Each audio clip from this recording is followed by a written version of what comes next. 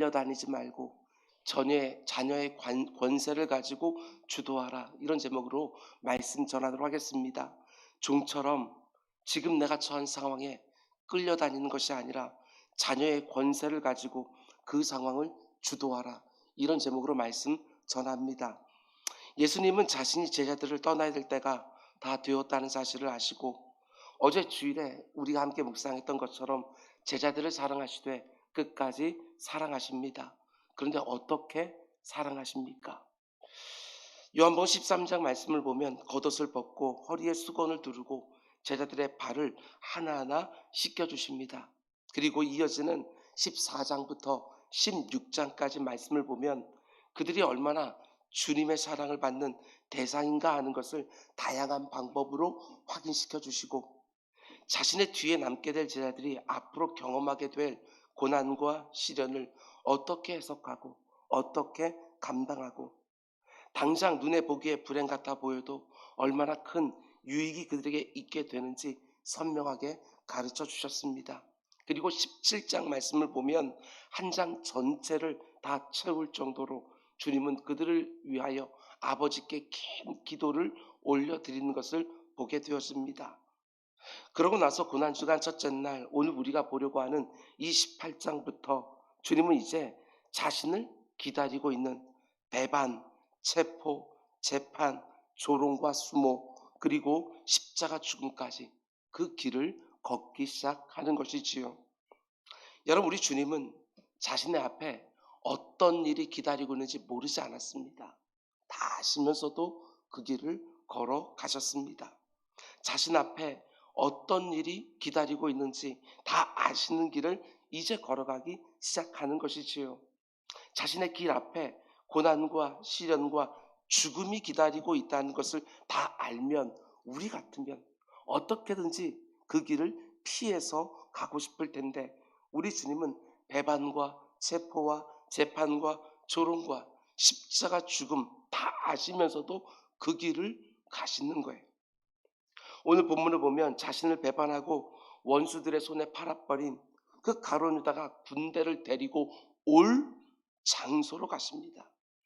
제자들 데리고 몇 번을 가셨기 때문에 가룟 유다도 잘 알고 있는 그 장소로 주님이 오실 것이 쉽게 예상되어지는 그 장소로 우리 주님이 가십니다. 여러분 그런데 왜 주님이 가룟 유다가 군대를 이끌고 자신을 잡으러 올 것을 다 아시면서도 굳이 그곳으로 가시겠습니까? 다른 것이 아닙니다. 아버지 하나님의 뜻을 이루는 길이 바로 거기라는 것을 아시기 때문에 그런 것이지요.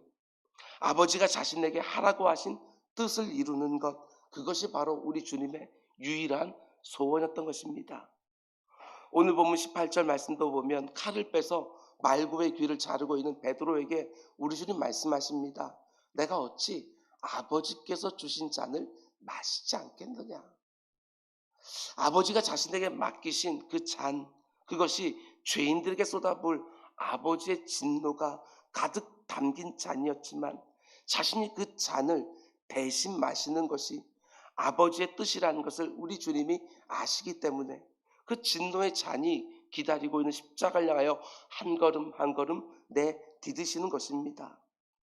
주님의 이 모습 그리고 우리들의 모습 참 많이 다릅니다. 우리는 하나님의 뜻이 어디 있는지 분명히 알더라도 내 앞에 기다리는 것이 고난이고 시련이고 어려움이라는 것이 예상만 딱 되면 어떻게든 피하고 면하고 도망가려고 하지 않습니까? 아닙니다, 여러분. 내 앞에 어떤 고난과 시련과 어려움이 충분히 예상된다 할지라도 그게 아버지 뜻이라는 것이 분별만 되면 조금도 머뭇거리지 아니하고 그 길을 스스로 선택해서 가야 된다는 것, 우리 주님께서 친히 보여주시는 것입니다. 여러분, 우리 신앙생활이라는 것은 내가 편하고 내가 잘 되기만 원하는 길일 수가 없습니다. 고난과 시련과 슬픔과 때로는 대가 지불이 기다리고 있다는 것을 빤히 알면서도 스스로 선택해서 가야 되는 순간들이 저마다 다 있는 거예요. 지금까지 경험해 보셨는지 모르겠습니다. 그때마다 피하고 면하고 도망가려고 했는지 아니면 그것이 분명히 예상됨에도 불구하고 하나님이 원하시는 것이 그것인 줄 알면서도 그 길을 선택하셨는지 한번 돌아보셔야 됩니다. 여러분 가운데 요즘 나를 향한 하나님의 뜻이 어디에 있는지 분명히 알고 있지만 그 길에 이런저런 고난과 시련이 예상이 되어서 애써 외면하고 있는 분이 계십니까? 절대로 머뭇거리지 마시기 바랍니다. 가야 될 길이라면 스스로 선택하여 주도적으로 그 길을 가야 되는 것이지요. 주님은 그 길의 끝에 십자가 기다리고 있다는 것을 다 아시면서도 그 길을 가십니다. 그러나 우리 주님만 그런 길을 가신 것이 절대로 아닙니다. 정말 수많은 믿음의 사람들이 고난과 시련이 앞에 있다는 것을 알면서도 내가 이렇게 믿음으로 살 때에 그 가운데 내 목숨을 잃을 수 있다는 것을 분명히 알면서도 거기에 하나님의 뜻이 있다고 분별하고 그 길을 갔던 사람들이 수두룩합니다. 말로만이 아니라 정말 아골골짝 빈들에도 소돔 같은 거리에도 하나님이 원하신다고 하면 복음 들고 가는 것, 그것이 바로 그 주님을 진짜 믿는 성도들의 발걸음 아니겠습니까? 사도 바울의 경우를 보십시오. 예루살렘에 올라가면 어떤 일이 기다리고 있는지 잘 알았습니다. 기도하는 중에 성령이 알게 하셨고 다른 사람들의 입을 통해서도 고난과 시련과 감옥에 갇히게 될 거라는 예언들이 쏟아져 나왔습니다. 그런 이야기를 들은 에베소 장로들이 사도 바울을 부둥켜 안고 안 된다고, 예루살렘에 올라가면 안 된다고 못 가게 붙들고 다른 믿음 형제들도 가지 말라고 눈물로 만류하지만 사도 바울은 단호하게 말합니다. 너희가 어찌 울어 내 마음을 아프게 하느냐. 나는 그리스도를 위해서라면 내 목숨을 조금도 귀한 것으로 여기지 아니한다. 이러면서 예루살렘으로 올라가는 것이지요. 앞에 고난과 시련이 있는지 모르고 가는 길이 아닙니다. 다 알면서도 그 길을 가는 거예요. 예수 믿어서 복 받고 예수 믿어서 잘 되는 것만 생각하지 우리는 고난과 시련을 할 수만 있으면 피하고 싶어 합니다. 쉽고 편안하고 풍성하고 누리는 것만 생각하지 아버지 하나님이 내게 원하시는 것이 분명히 분별되더라도 고난과 시련이 충분히 예상만 되면 도무지 가지를 못합니다. 아닙니다. 하나님이 원하시는 길이라면 그 길을 꼭 가야 되는 것이지요. 우리 교육자들에게 말합니다. 아골골짝 빈들에도 소돔 같은 거리에도 주님이 내게 원하신다는 것이 분별만 되면 복음 들고 가는 것입니다. 얼마나 힘들까, 얼마나 수고가 많을까, 그거 하나하나 셈하면서 그 가운데 속에 내게 유익할 것 같으면 가고 내게 어려울 것 같으면 안 가고, 그게 성도의 발걸음이 절대로 아닙니다. 여러분의 삶을 한번 돌아보십시오. 도대체 어떤 기준을 가고 안 가고를 판단하고 있는지. 쉬운 길, 넓은 길이 전부가 아니지 않습니까? 보장된 길로만 가려고 하면 필경 여러분과 저는 오염되고 말 것입니다. 신앙생활을 한다고 하지만 그 어떤 뜨거움도 없고 내 삶에 문제만 없으면 되고 내 자녀들 잘 되기만 하면 되고, 여러분 그런 것이 우리가 원하는 바가 될 수가 없습니다. 아무리 좁고 협착한 길, 사람들이 찾지 않는 좁은 길이 예상된다 할지라도 오직 하나님 한 분만 다 의지해서 그 길을 가는 것이지요. 참 많은 수고가 기다리고 있다는 것을 빤히 알면서도 하나님이 원하신다고 분별만 딱 되면 그 길을 선택해서 가는 것. 담임 목회를 하면서 일을 하면 이런 어려움이 있고 저 일을 하면 저런 어려움이 있고 그래서 뭔가를 결정한다면 담임 목사의 자격이 있겠습니까? 이것이 하나님이 원하시는가 원치 않는가, 이것만 분별하고 그 길을 가야 되는 것이지요. 여러분도 저도 꼭 그렇게 하기를 주님의 이름으로 축원드립니다. 이어지는 구절을 보면 예수님이 마치 유다가 오기를 기다리셨던 것처럼 유다가 예상하는 바로 그곳으로 가십니다. 그리고 유다는 어김없이 그곳으로 찾아온 것이지요. 3절입니다. 유다가 군대와 대제장들과 바리새인들에게 얻은 아랫사람들을 데리고 등과 횃불과 무기를 가지고 그리로 오는지라. 어떤 학자들은 유다가 약 600명에 가까운 군대를 데리고 왔을 것이다, 이렇게 말하기도 합니다. 저는 그렇게 많았을까 이런 생각이 들기도 하지만 아무튼 상당히 많은 군대와 함께 온 것은 틀림이 없는 것 같습니다. 그리고 그 군사들은 하나같이 무장을 했습니다. 왜 무장을 했을까? 주님이 저항하면 제압하려고 무장하고 온 것이지요. 주님이 특별하다는 거 알고 있기 때문에 돌발 별수를 생각하고 많은 사람들이 무장하고 온 것입니다. 그런데 이번 설교를 준비하면서 이런 생각이 들었습니다. 600명이 아니라 단 2명이 왔더라도, 무장을 하지 않고 맨몸으로 왔다 할지라도 우리 주님은요, 자신을 내어주셨을 것입니다. 거기서 체포되어지는 것이 아버지의 뜻이었기 때문에 아무리 적은 사람들이 비무장으로 왔다 할지라도 자신을 내어주셨을 것입니다. 그런데 이 세상은 자기들과 똑같은 수준으로 예수 그리스도를 본 것이지요. 오늘 본문에 나오지 않지만 누가복음을 보면 주님은 이렇게 말씀하십니다. 너희가 강도를 잡는 것 같이 검과 몽치를 가지고 나왔느냐? 너희가 나를 강도로 봤느냐? 이 말씀이지요. 여러분, 이 세상은 우리 주님도 이렇게 취급했습니다. 우리의 죄값을 대신 치르기 위하여 이 땅에 온 구주도 이렇게 취급을 했습니다. 주님을 이렇게 취급했던 이 세상이 그분의 뒤를 따라가는 여러분과 저는 다르게 돼야겠습니까? 절대로 쉽고 편한 길을 예상하면 안 됩니다. 곳곳에서 대적들이 검과 몽치를 들고 나에게 달려들 때가 있습니다. 내가 신앙생활을 잘하면 그 어떤 어려움도 없을 것이다. 아니요, 그렇지 않습니다. 내가 말씀대로 살면, 내가 선하게 살고 다른 사람들 잘 섬기면서 살면 이 세상도 알아줄 것이다. 아니요, 세상은 그런 곳이 아닙니다. 죄인들이 가득한 곳이 바로 세상이에요. 내가 다른 사람들 선하게 되어지고 마음을 다해서 진실하게 되어지면 그들도 똑같이 나에게 선하게 되어지고 진실하게 되어지고, 아니라고요. 너무 어린아이같이 생각하는 것입니다. 죄가 전혀 없으시고 죄인들을 위해서 자기 생명까지 내어주신 주님을 강도 취급한 세상인 것이죠. 우리가 신앙생활을 제대로 하려고 결심만 하면, 우리가 하나님의 뜻을 이루며 살려고 하기만 하면 이 세상이 가만히 있지 않습니다. 때로는 인격적으로 처참하게 짓밟을 수도 있는 것이지요. 주님과 같이 권세와 능력이 가지신 분, 죄가 하나도 없는 분도 그렇게 취급했다면 능력도 없고 이런저런 죄와 빌미와 허물을 가진 우리를 그렇게 취급하는 것은 말할 것도 없는 거예요.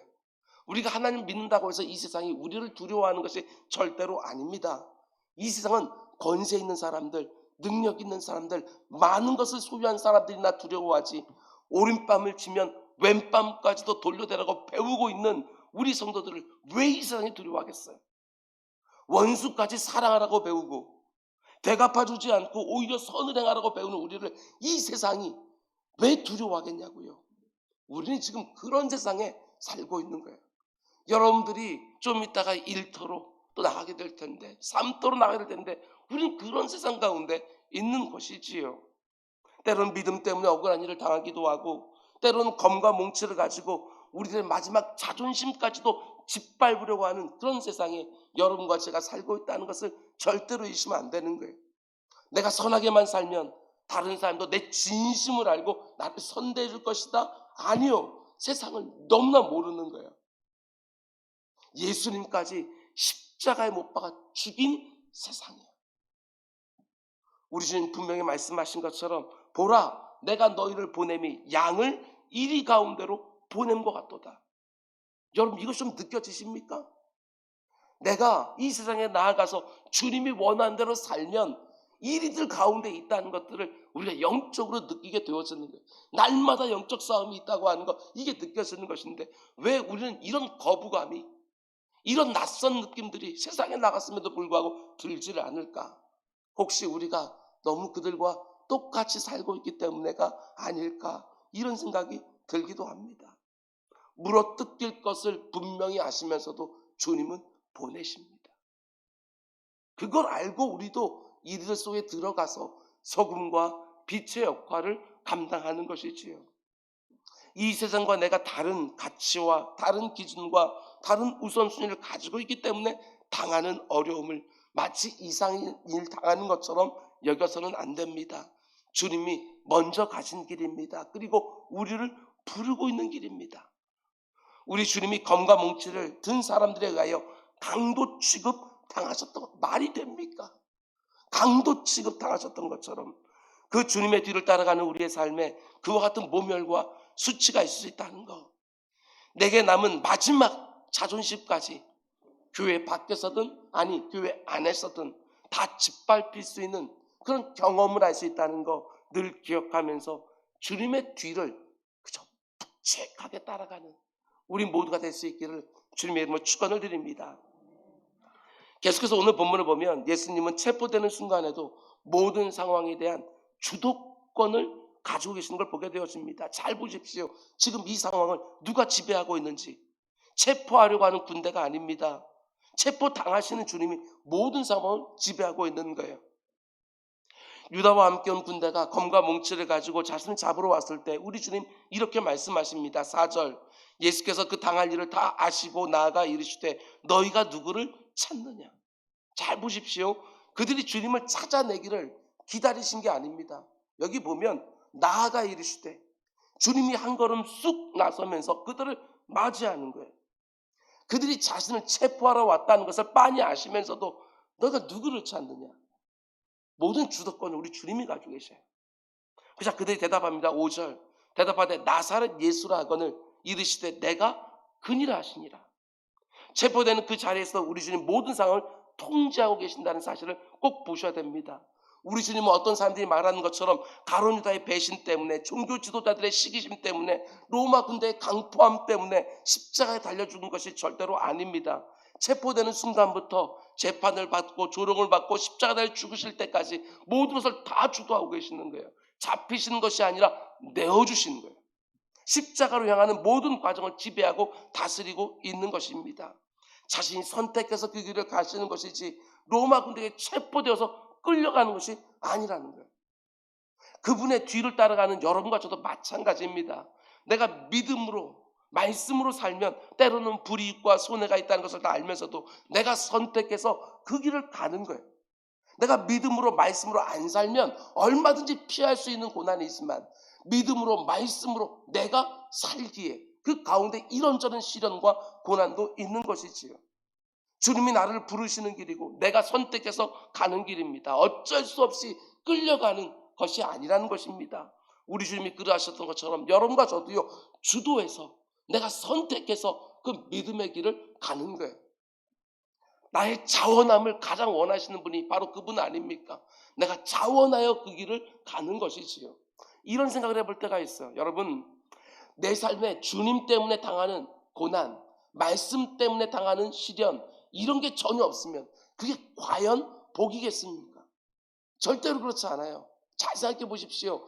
마지막 날 내가 주님 앞에 딱 섰을 때 그래도 주님 때문에 뺨이라도 한번 맞은 거, 주님 때문에 욕이라도 한번 먹은 거, 주님 때문에 이런저런 불이익과 손해를 당한 거, 너무나 억울했지만 주님 때문에 참은 거, 그런 것보다 더 복된 게 어디 있겠어요? 내가 이 세상을 사는 동안에 남들이 못 가진 거 갖고 남들이 못 누리는 거 누리고 남들이 못 올라가는 자리 나는 가고 많은 사람들로부터 존경받고 인정받고 그런 것들을 보면서 너 참 잘 살았구나. 우리 주님이 판단해 주시겠어요? 아니요. 그건 다 사라지는 거예요. 아무것도 아닌 거예요. 주님 때문에 고난받은 것보다 더 큰 기쁨 그날에는 없어요. 여러분 아무리 실패가 있고 아픔이 있어도 예수님을 위해서라면 내가 선택해서 가는 것입니다. 마치 종처럼 어쩔 수 없이 끌려가는 것이 아니라 하나님이 기뻐하신다고만 생각이 되었으면 내가 그 실패를 선택하는 것이고 그 아픔을 선택하는 거예요. 나를 지금 잡으려고 사람들이 기다리고 있다는 걸 뻔히 알면서도 예루살렘으로 올라가는 것이지요. 왜? 그것이 주님이 원하시는 일이니까. 내 삶에 어떤 일이 일어난다 할지라도 여러분 끌려다니지 마십시오. 내 사랑하는 주님 필경 나를 선한 길로 인도하신다는 걸 믿고 고난 중에도 자유자로 사는 거예요. 그걸 우리 주님이 보여주시는 것입니다.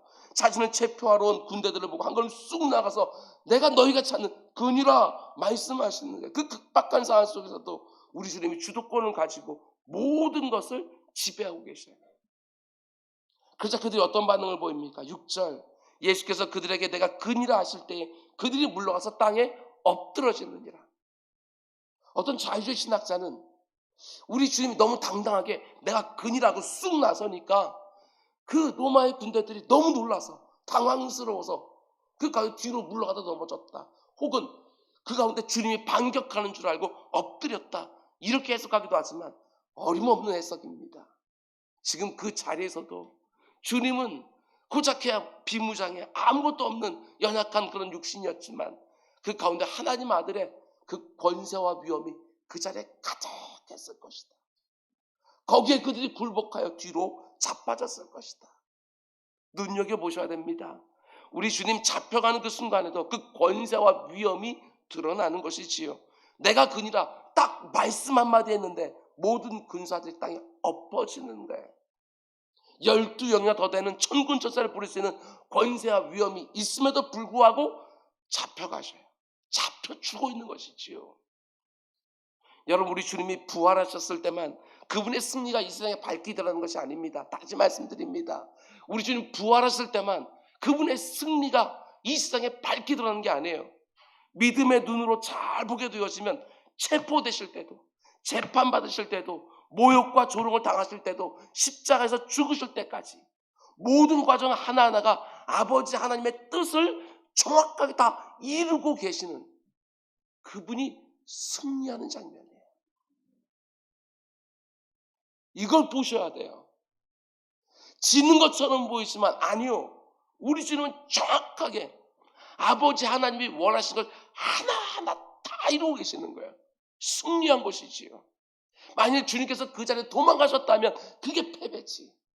십자가를 피했다면 그게 패배지.